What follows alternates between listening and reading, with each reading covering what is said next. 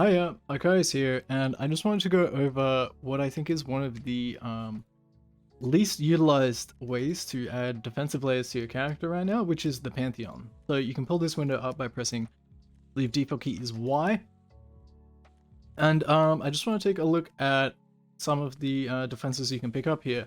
So one of the things I think most players would do is when you kill Brand King in the end of Act 6, you get to Act 7 town and you just click on Solo the Brand King and you just kind of forget about it for a while until you start getting to maps and you start getting frozen. You look at upgrading to they cannot be frozen, and that's about as far as you go half of the time. And I just wanted to take a look at some of the other options that we have here, because if you did check out the fight with the Trial Master I did yesterday, I actually changed some of my Pantheons for that fight, primarily for the Corrupting Blood cannot be inflicted above 5 debuff stacks, and the reduced damage taken from damage over time, debuffs expire 20% faster. I picked these up because I don't have Corrupting Blood immunity on my character, don't really want to sort it out on a duel right now, and there was the Corrupting Blood blades in there. And so just by playing these two, I knew that I would be fairly safe going into that fight and not really have to worry about those as much and not have to use my life flask every single time I got hit by one. And so there's plenty of options here, and let's start with the Brand King, mostly because this is used for not getting chain stunned, not getting frozen, and the 50% reduce effective chill. So a lot of the times you'll look at comboing your Pantheons with your flask suffixes. So for example, when we get the 50% reduce effective chill on you, you'll look at getting a suffix sort of like this, which is another 48% chance to avoid being chilled. On a tier 2, this goes up to 50%. I think tier 1 goes up to 60%, and you sort of combo those so that while your flask is running, you're just chill immune as well. This is also the case for the minor Pantheon, the Garukan one, which is 60% reduced effective shock. You'll do something like what is this mod called?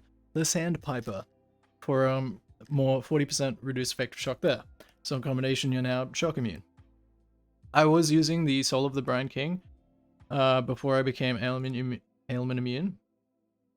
And then I was also using Tempest Shield for a time being, and then I moved off of Tempest Shield when I became ailment immune, but another option that you can do is you can just drop Tempest Shield and go use Garukan. But a few of the other quite useful ones is, because since we can just sort of, swap in and out between whatever we want, the majority of the time I go into lab, I'll end up picking the Rizlatha just for the life flask gaining charges, because if I ever get in the middle of a lab trap puzzle, and then I'm an idiot who will run alongside a little Roomba of Death that will be dealing really big damage to me, and I'll be spamming my life flask like an idiot, and so I'll finally get to a save point, and sometimes I'll just sit there and wait the what, 30 odd seconds or something just to get some flask charges back, so I don't have to run the whole thing again. I think that's a great one to swap into. I love using that one. Another one here is obviously the Corrupting Blood one. If you don't have Corrupting Blood immunity, I've been pairing this with the Soul of Arakali, primarily because I don't really have another major Pantheon that I really want to use right now. I want the reduced damage over time. The debuffs expiring 20% faster is fantastic. The 40% chaos res against damage over time is awesome against things like the toxic bombs when they leave the puddles on the ground.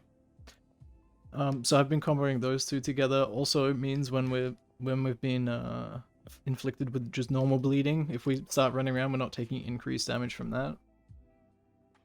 What else is really, really useful? There's the Lustration of Ignite. This one I would look at swapping into for the Searing Exarch fight, but most of the time I'll end up swapping out a lot of my flasks, and I'll get something with like Ignite immunity, remove Ignite, something like that on a life flask that's instant to throw in instead. But that is just sort of, I definitely usually combo my Pantheon with my flasks for things like that. But I do upgrade to the Burning Ground on this one because the Searing Exarch altars, some of them can roll that the Eldritch enemies will drop Burning Ground upon death. And especially early on, like that can hit pretty hard depending on how hard your map is and stuff. If you're just getting constantly hit and you're running around at 30 to 30% just from random stray hits every now and then, running across some burning ground can be the end of you there. So yeah, just throwing this on instead of another minor Pantheon that you don't particularly need at the time is great to use. Another great one here is 50% reduce reflected damage to take, and you can pick 50% up elsewhere. I know there's like a 40%, I think, or 30 to 40% or something on a mastery that you can get. I believe it's like elemental mastery and physical masteries can do that. This will also give you an upgraded reduced effective curses on you, so you'll combo this again with your flasks for the reduced effective of curses during a flask effect.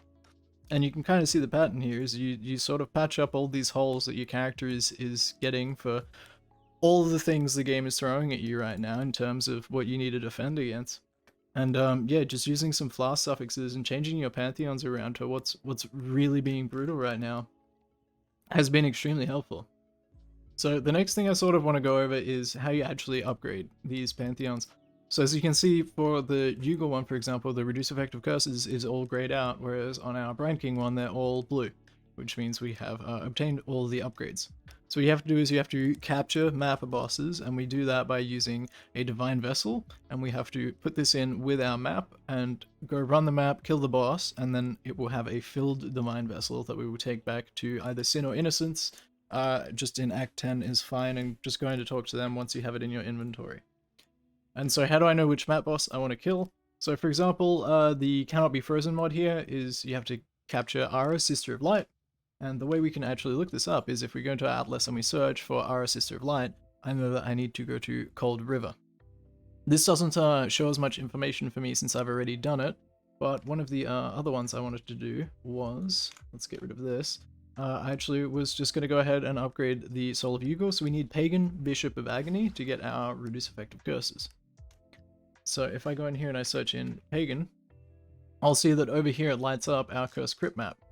And as you can see, it's got these little icons here. These are for your Pantheon that will appear above the maps. And it will tell you that Pagan Bishop of Agony can be captured for the Soul of Yugal.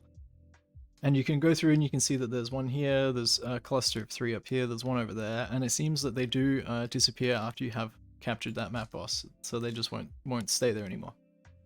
You do need to capture these once per character, and then you will have them, but if I rolled up a new character, my Brine King wouldn't be upgraded on that character. And so I would have to run my Cursed Crypt map, I would throw in my Divine Vessel and go ahead and open the map.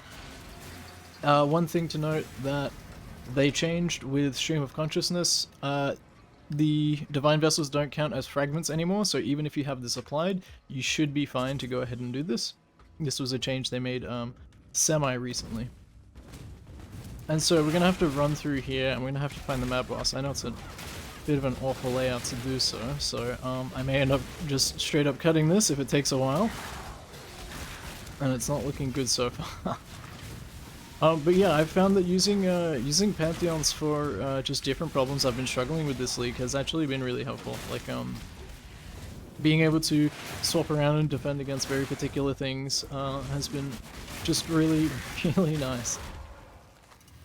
And so we've killed our map boss here, and so now if I go back to my hideout and I have to open up my map device again, we will now have the captured soul of Pagan. So what I need to do with that is go back to Act 10, or I think you can talk to Sin in most of the acts. I'd just bring it to Act 10, come and talk to Sin, and he has a little spiel here.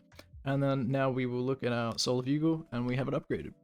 So that's kind of everything I wanted to cover when it comes to Pantheons and sort of using them in conjunction with your flasks.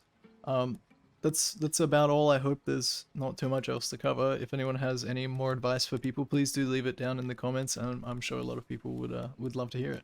Thank you for watching.